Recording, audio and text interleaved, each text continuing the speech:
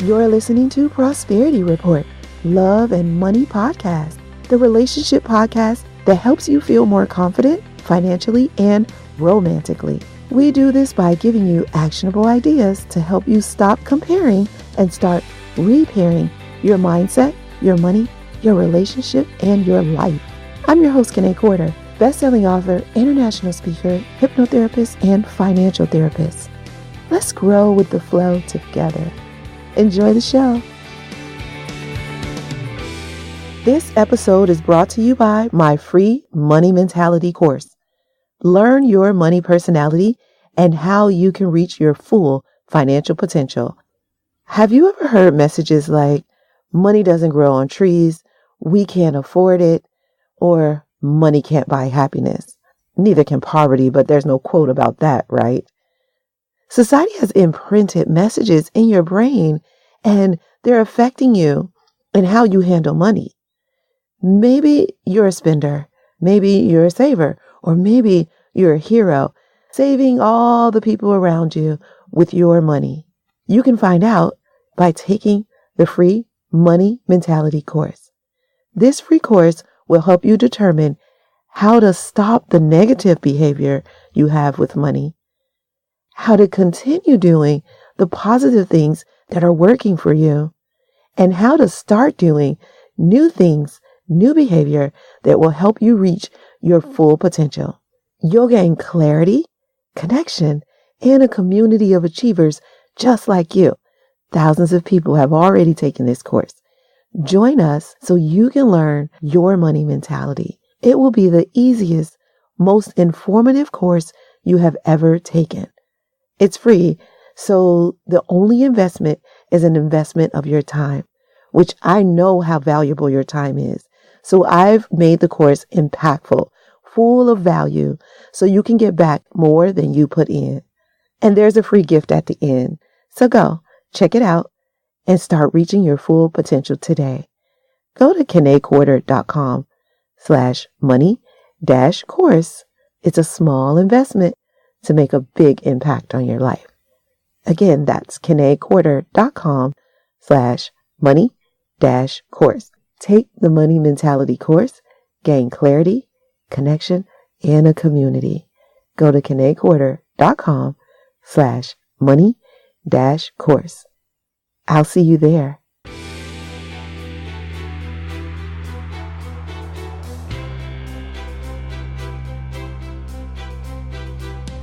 Let me ask you a question. Who is the most important person in your life? No, guess again. It's you. Society has told us that when we're asked that question, we need to answer with some outside person, with a loved one, our husband, our wife, our children, our parents, even our pets would be a better answer than you if you ask society. And it's just not true.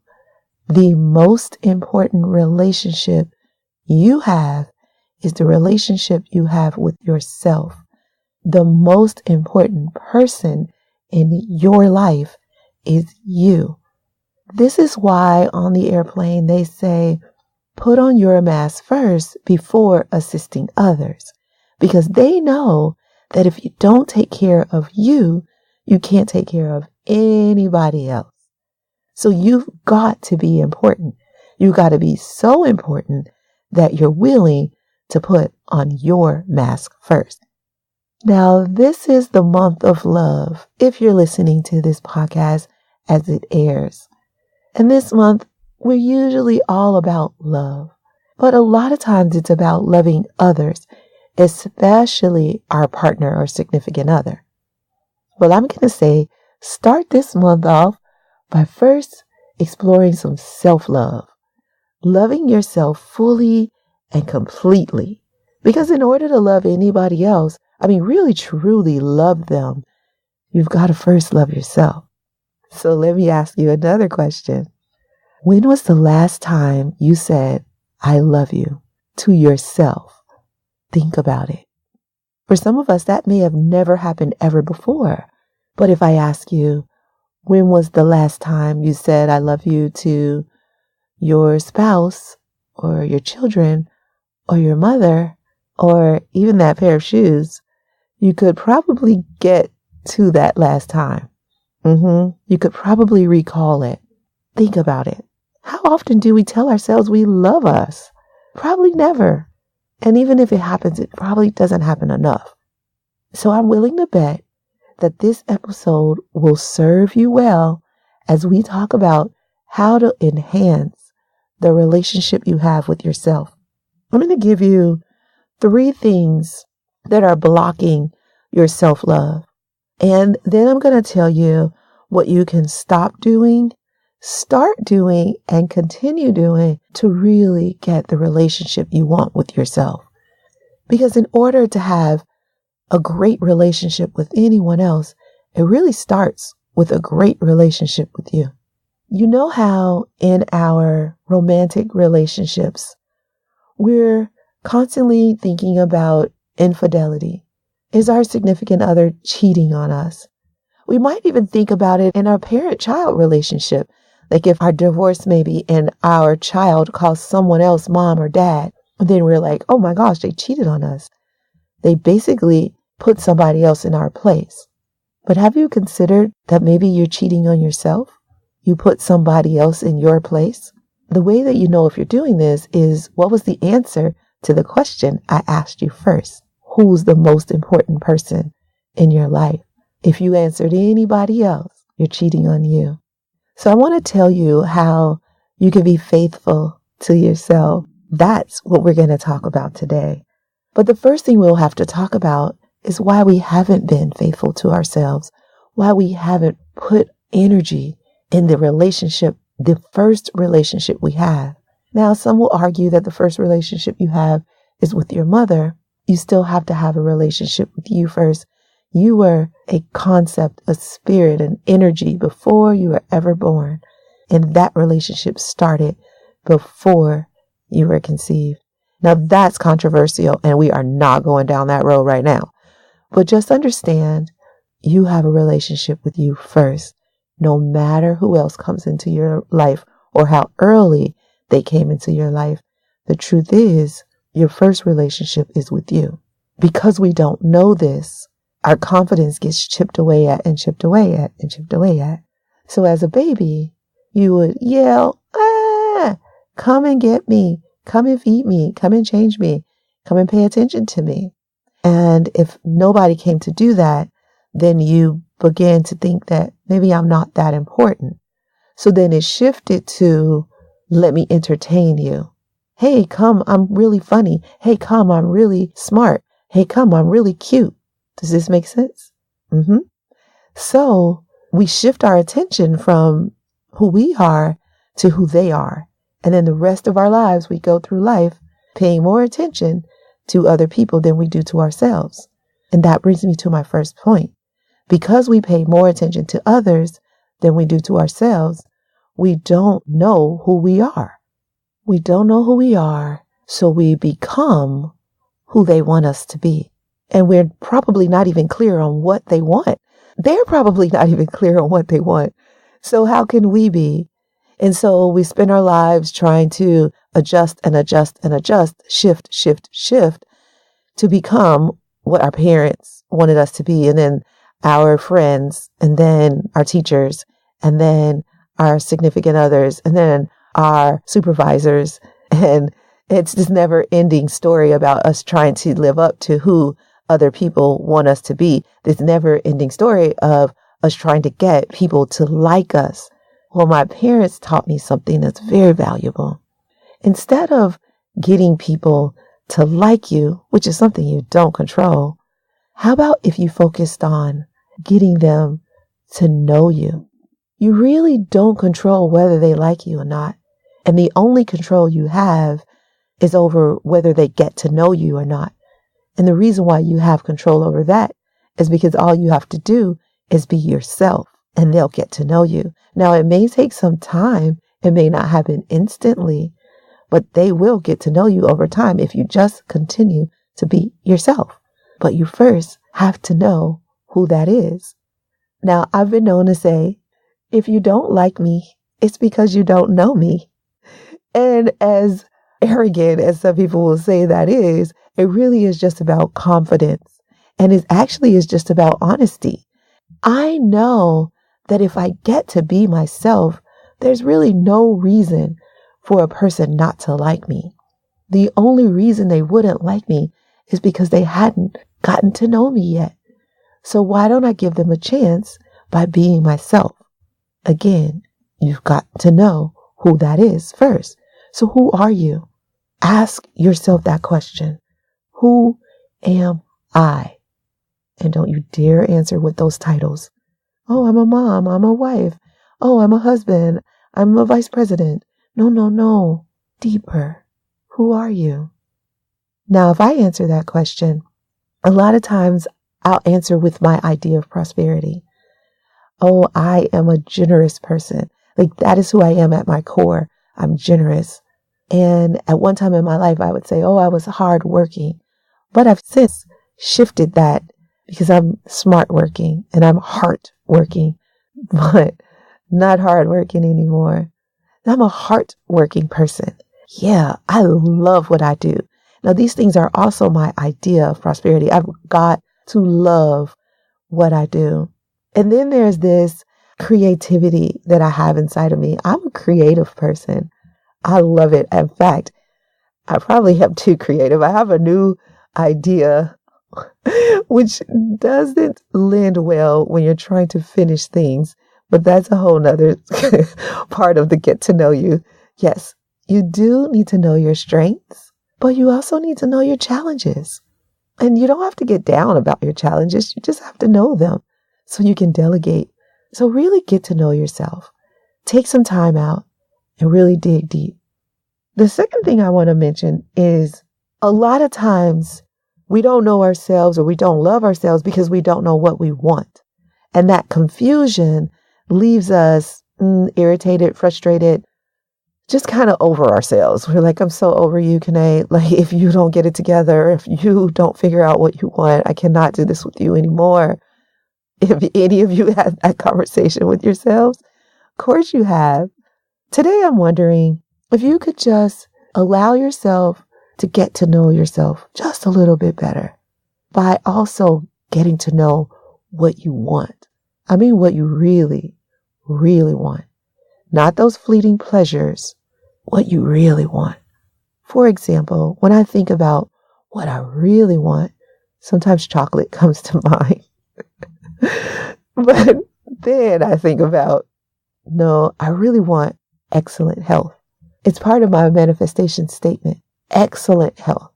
I really want to write, but I am building a company. And at this moment, it doesn't allow me to write as much as I'd like to. But I know that when I build this company up far enough, it will open up the time and space for me to write more often. Now, the reason why you've got to know what you really want is because that becomes your why. So I have to remember my why, what I really want in order to get there. Does that make sense? So what do you want? What do you want out of life? What do you want from yourself? What are your expectations of you? I'm not one to really push expectations because it usually is disappointing because we rarely get what we expect. Sometimes we get better, serendipity. Sometimes we get worse. But if we don't have any expectation, if we're just curious to see how we're going to turn out, that can be okay too. So part of me is asking you to focus on what you really want and getting clear on that. But another part of me is asking you to just be curious, to watch yourself unfold, to see how you grow, and be impressed by each and every growth and shift that you make, not because someone else asked you to do it, but because you know it's right for you. All right, so this last one is going to be a doozy. Are you ready? Brace yourself. Part of the reason why your relationship with you is suffering is because you don't know how to be vulnerable without feeling weak or without complaining. So usually being vulnerable for men, society has told men that being vulnerable is weak, and even women too. Also, society has told us that being vulnerable is complaining. And that is not the truth. There's a difference between complaining and observing or stating. You can state your current situation. Currently, I have a broken leg, which is really uncomfortable, and it slows me down, and I'm not able to go everywhere I want to go right now or do everything I want to do right now. That's stating your current situation. This is complaining. Oh my gosh, this cast itched so bad. I am so tired of this. I can't believe I made that stupid mistake. Why did I step off of that curb? I have this stupid broken leg and I'm just tired of it. Have you ever been on crutches? It is so awful. People are mean to you and they don't open doors for you. And it's like, oh my gosh, I can't believe this happened to me. I can't wait till I get this cast off. Oh, I can't wait till my leg is better. So which one of those do you usually do? Do you state your current situation or do you complain? The first one, that was the vulnerable one. Complaining, that's the victim. You can be vulnerable without being a victim. And you can be vulnerable without being weak. You don't have to give up your power to be authentic, to state your current situation. I am a big fan of letting your heart shine. And often we do it when we find our calls, right? We find our calls and we tell our story. Maybe you remember back in October 2008, I told my domestic abuse story. And sometimes that's when we feel okay being vulnerable. We find our calls, we're giving our heart to it. And when we're giving our heart to it, we feel like we want to tell our story. Like, why are we there? And a lot of times our cause is connected to our old pain. For many people, the cause that they believe in has something to do with something they've been through. Mothers Against Drunk Driving. Many cancer survivors give back to cancer research and treatment. And for me, like I mentioned, my cause is domestic abuse because that was a part of my life. There are times when we're okay being vulnerable, but most of the time we're going off of what society has told us and we believe that we are weak. But you are far from weak. In fact, when you're vulnerable, you're strong. It takes strength to be vulnerable. Now, it doesn't take much at all to be a victim. You can do that with very little effort, energy. But to be vulnerable, that takes strength. Just put it out there. This is where I made a mistake. This is where I'm growing. This is what I've missed in the past. But it's not my future. Now let's see if I can liven this up a little bit. I've given you the causes, the challenges. I'd like to give you a few things that you can do to adjust so that you can love yourself more, so that you can enhance your relationship with yourself. I'm going to give you a start, a stop, and a continue. Let's go with continue first. Continue nurturing the people around you. Continue to take great care of your loved ones. Most of us are doing a pretty good job at that. Continue doing that. Continue being honest, stating your situation, being honest about your feelings. If you're not good at something, you can say that. That's okay. Continue doing that. Keep listening. You're listening to this podcast. You're probably listening to other podcasts. The more you listen, the more you learn. Say that again, Kiné. The more you listen, the more you learn. So continue listening. Continue attracting your dreams. Many of my listeners, I know this, are achievers. Continue achieving as you get to know yourself, as you really get clear on what you want, and as you learn to be vulnerable. Now, what should you stop doing? Stop putting yourself last. Stop doing that. You're worth more than that. And your people are worth more than that. Because the longer you put yourself last, the more likely you are to burn out, get further away from your idea of prosperity, and get closer to unhappiness. And if you're unhappy, so are the people you love. Does that make sense? Stop trying to get people to like you. Stop it. You don't control that. So stop trying to get people to like you. Stop talking about what you don't want. The more you focus on what you don't want, the more you attract it into your life. So remember and continue. I said continue to attract your dreams. In order to do that, you have to stop complaining and stop talking about things you don't want in your life, because what you focus on expands. So let's go to start. Leave on a positive note. Start allowing people to get to know you. Start being vulnerable by stating your situation. You can also be vulnerable by asking for assistance. Start focusing on what you want, what you really, really, truly want, and start getting clear on what you want so that you can focus on it. I hope this was valuable, because this is something that I've noticed happening in the world, happening with a lot of people around me. And we've got to love ourselves more. We just do. Because the more we love ourselves, the more we can love others. And then the more they can love themselves. And then the more they can love others. And then you see how all of this love gets radiated throughout the world, and it becomes a more loving place. Less about pleasing each other and more about loving ourselves and loving each other. Less about pleasing each other and more about loving ourselves and each other. Do you see how that small shift can make a big impact on the world?